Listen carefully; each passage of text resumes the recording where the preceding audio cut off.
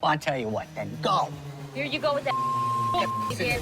You're being the same mother deranged lunatic that you were the other night. Leave me alone.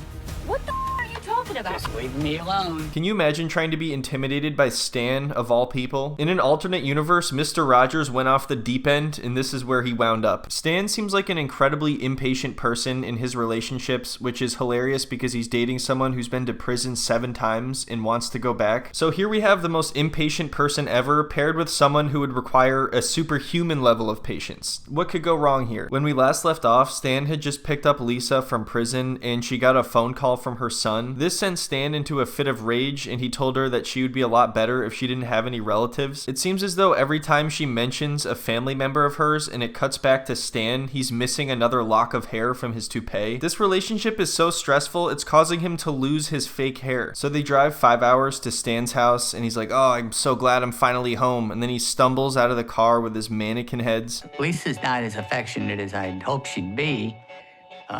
Hopefully that's gonna change. She's not in a very good mood at all because her son is having some problems. Well, you could always yell at her and tell her she's a terrible parent. That might work. That seems to be Stan's go-to method. When she's on the phone with her son, for example, he's like, you know what the solution to that is? Just don't even talk to him anymore. Just ditch that loser. You don't need him. How does it make any sense to accuse someone of being a terrible parent and not being around for their kids and then wanting them to do that more? I'm not happy with Stan. I'm really not. Because at the end of the day, my kid needs me. And I don't think that he gets it. I'm pretty pissed off at him for real. Maybe he gets some rest and changes his way of thinking because it's not right now. So instead of changing his way of thinking, Stan just pounds a bunch of wine and tells Lisa her kids suck. It's kind of an interesting tactic when he wants her to live with him. I'm not exactly sure how he's expecting that to pay off. I'm sure she is quite aware she's not a perfect mother here, and Stan should have definitely expected her to be dealing with a lot of stuff as soon as she gets out. Either he doesn't understand the way she is and they have not communicated well, or he's completely in denial. He also doesn't seem to understand that Lisa is already pissed at him because he said that she would be better without family. Well, how you doing? You feeling better? I'll be right back. You done messed it up, Stanley. We're from 2 different worlds, so this is all new to me too. So I'm not getting where you're coming from when I'm telling you that my son just started crying to me on the phone, and now he wants his mom. Well, damn it, maybe be a responsible mother and go tell him that your sugar daddy is $30K in the hole right now and you don't have time for him. Stan doesn't exactly strike me as someone who understands what it's like to be around crime your entire life, and you can tell that he has no interest in dealing with any of her problems at all. He's just waiting for her to stop talking about it. I just got out today and you want your time with me too, but now I got all these problems with my kid. You're a smart gal. You'll figure it out. Okay. So, yeah. Lisa, I want you to be honest with me. Do you care more about your son than you care about me? Because the answer to that question is going to determine everything. Don't forget, I'm about to buy you a car, so maybe you should just put the phone down. Tell your son you're sick of his shit and he's grounded. Wait, how old is he? 22? Yeah, you know what? That still works. Tell him that he's grounded. Tell him he's cutting into Stan's time. You know what? Just give me the phone. Cutting into my time now. So what are you going to do while I'm figuring it out? Man, there's nothing I can do. I was thinking that you'd say, maybe he could come over here until you try to figure it out, but you haven't even said that, so... Oh shit, okay, I understand what's happening here. How did it take me this long to figure out what was going on? It seems like this entire thing has just been Lisa trying to get Stan to invite her son to stay with them. Are you serious? I don't know all of the details with her children. I think she said she has 3 kids, but the son that she was on the phone with was 22 years old. It seems like she's being pretty manipulative here, and it's ridiculous for her to expect Stan to just invite her son over to live with them. It would be different if they talked about this beforehand, or obviously it's a different story if it's a child, but he's an adult. Even though Stan is really inconsiderate and rude, I don't even blame him for saying no to that particular thing if she just sprang it on him like that. Maybe I'm too trusting because I thought she was just looking for some empathy and understanding from him about the fact that she's dealing with something, but nope, turns out she just wanted him to invite her son over there, and this is all just a manipulation tactic. Great. So yeah, both of them are just kind of awful. She's selfish and he's selfish, and this is just incredible to watch. I think you need to figure it out, and then maybe we'll discuss coming here. I think that's fair. She wants to help. She's a typical mother. And I love her for that, but I need to know her better. So Stan is actually not even saying that he never wants her family to move in. He's just saying not right now, which I think is definitely fair. But like I said, I don't know what they talked about. I'm not even going to begin to imagine the horrors of their conversations. So yeah, these seem like pretty acceptable terms to me, and Lisa is about to call her son back. Let's see how this goes wrong. I'm sorry, the person you were trying to reach has a voice. Straight to voicemail. So here's the thing. I'm gonna go to my kid. So I know you had plans and expectations tonight, but I'm a parent at the end of the day, just like you are. It's true. So I can't really blame her when it comes to this. I think anybody would rather see their child than Stan when they get out of prison, especially after the way he was in the car, so I can see why she just went to see her son instead. Stan can be disappointed, but he should probably just let this go for tonight and talk to her in the morning, but of course that's not what happens. I was looking forward to starting a new life for you, and This is a part of this new life. that's part of it. This is all a part of it.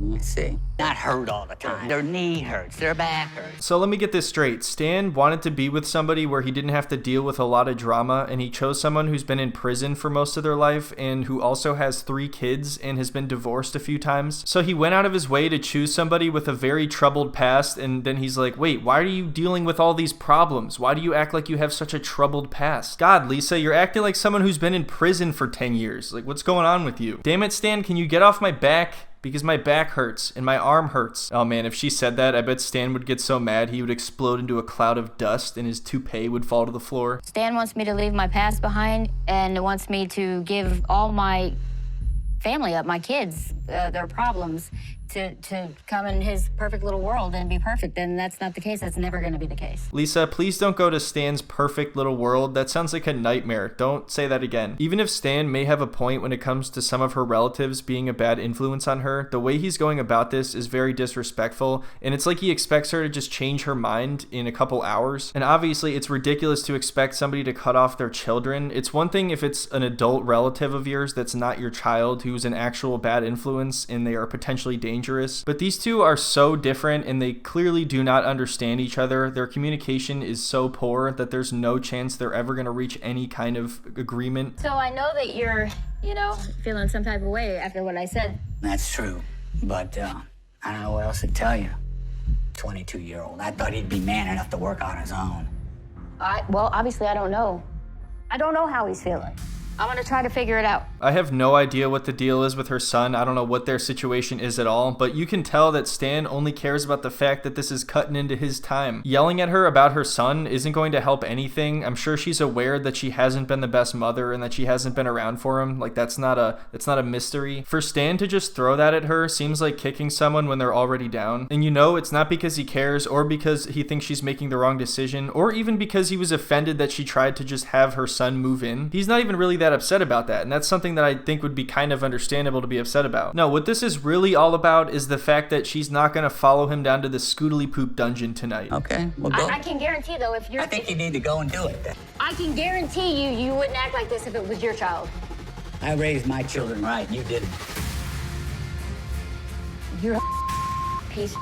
Can't admit the truth, can you? So as you can see, things are going really well over here in Stan's party mansion. I think it has potential to be better, like it wasn't the best first night ever, but I think Stan nailed it. She was like, can my son move in here? And Stan said, you know what? Not only no, but you're a terrible mother and your son sucks for making me wait another day for the dungeon. Is he aware how long I've waited for this? Does he know? Did you make him aware of this? Damn it, Lisa, does your foot hurt? You've been avoiding putting pressure on your left heel. I'm not gonna apologize to her, I'll tell you that right now. I don't care about his money. It's who you are as a person, and that was up. Period. He's just manipulating her. I have a few thousand on me, so I'm gonna go get a hotel. So yeah, just like that, Stan's little fantasy came to an end after only a few hours. Now, of course, that's not the very end. There's more that we're about to get into, but that, you could tell that there's never going to be any actual hope for these two after seeing that. Even if you take away that argument, these two are still the most incompatible that I've ever seen two people be in my entire life. So the next day, Stan's friend from the last video comes over because he was supposed to meet Lisa, and obviously Lisa isn't there, and this guy was telling Stan he's out of his mind for doing this to begin with, so Stan is probably embarrassed here. I've been kind of busy lately, Boom, boom, inside. I see you still got your pajamas on. Yeah, I'm still recovering from the events. Is Lisa inside? No, not right now. No, not right now. Actually, wait a minute. She just got home a couple hours ago. I forgot. Stan runs inside and comes back out wearing one of Lisa's wigs. So this guy heard that Stan's girlfriend was getting out of jail. He comes over the next day and she's not there, and Stan is in his pajamas in the front yard recovering. What is anybody supposed to think about that? You said you were about to start your new life and you guys were in love, and now you're recovering in the front yard. So Stan talks to his friend and it sounds like he's starting to feel bad, so he reaches out to Lisa and eventually she agrees to meet him for dinner. I want to be with Lisa. I totally regret saying what I said that night. I stand reservation, and I'm hoping that you'll forgive me. Oh, he's been waiting 30 minutes. We all know this is something you never do to Stan. In all seriousness, it is kind of unfortunate if you're trying to apologize to someone and they show up like over 30 minutes late to a dinner. I haven't heard from her. No texting, no calling. I wish she would get here. Sorry. Cutting But the into my person you time called- now. So eventually Lisa does show up an entire hour late, so she kind of did cut into his time a little bit. Stan does end up apologizing to her, and he says he regrets everything that happened the other night. He also said that isn't how he normally is, but he didn't get enough sleep and then had to drive really far and then drink a bunch of wine. This would be a little bit believable if this didn't all fall apart again in 20 more minutes. I'm not kidding, they end up in the same position again tonight. Like, they can't even stand one night with each other. Maybe I need to get my own place. You know, like a one-bedroom place. I want you to stay with me. Well, that's not going to happen right now. Maybe in 4 to 6 months. So even though Lisa agreed to leave with Stan and potentially spend the night with him, now she's telling him that she wants to get her own place. I'm assuming she means that he has to pay for it, so this is kind of like punishment for what happened. Now you have to pay for her to stay in her own place. I get why she doesn't want to stay with Stan after what went down. I mean, who would? But does she just expect him to pay for a new place? I think it's good that she's telling Stan she's not going to take his disrespect, but she's also making quite a few demands here that aren't really fair. And I immediately have to get a car. That's the bottom line. So we can go to a car lot and just pick out a car, right?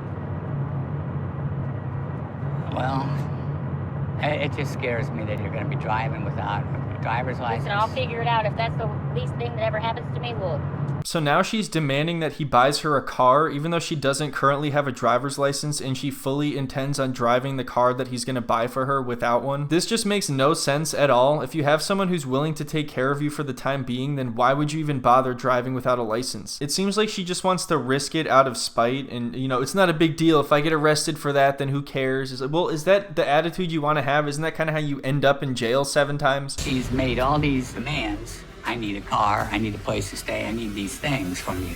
This was never the way she was. It's as if it's a punishment for me. let's get this established.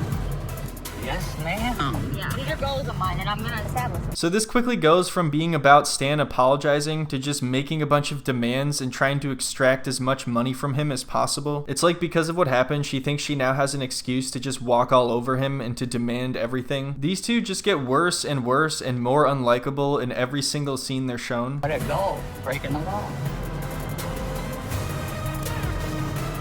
I don't Oh, it's a cop. So yeah, as soon as Stan says that, he gets pulled over, and Lisa says she has PTSD, so she's upset that Stan isn't comforting her when there's a lot of police lights and sirens and stuff. And are you really looking for Stan to comfort you? Have you not figured that out by this point? There is nothing about Stan that would have made me expect that he's gonna comfort you in this situation. Both of them actually seem very cold and selfish and just not comforting people at all. Oh, God. I know, baby. It's a rough night. Let's go up, cuddle up, have a little private time.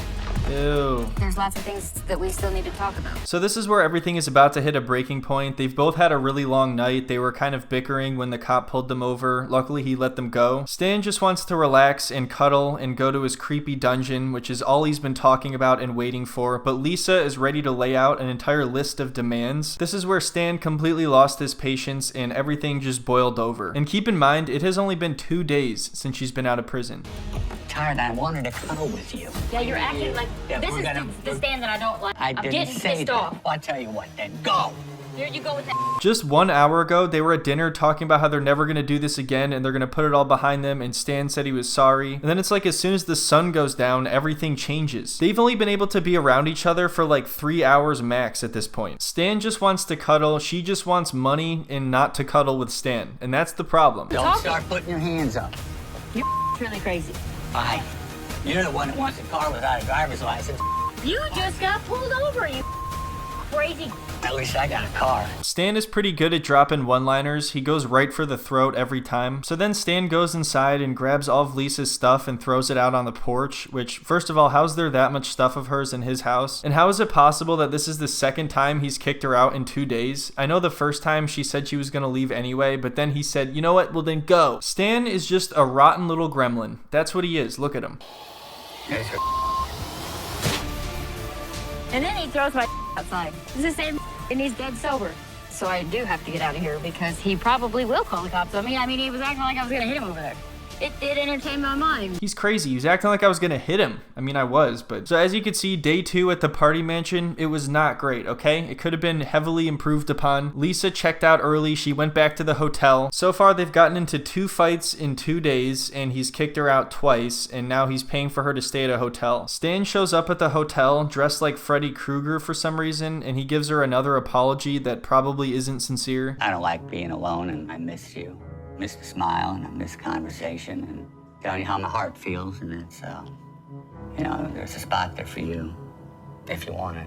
She does accept his apology again, and finally they do go to the Scoodly Poop dungeon, but I feel like their relationship is completely dead and hollow. I mean, it has been this entire time. But yeah, there you go. That was one of the saddest things I've ever seen. I hope you enjoyed it. Let me know if you guys want to see more Love After Lockup. I've been avoiding the current seasons of 90 Day or whatever. I don't really know what's going on anymore, to be honest. But if you're interested in Jersey Shore, there's a ton of Jersey Shore content over on my Patreon. I'm going to be posting the next episode soon. In general, if you want to see longer videos with longer clips, you can definitely find that on Patreon. Anyway, thank you so much everyone for watching. I really appreciate it. Hope you have a wonderful week, and I'll see you next time. I haven't heard from her. No texting, no calling. I wish she would get here. You're a smart gal. You'll figure it. So, yeah, I mean... I need more kisses.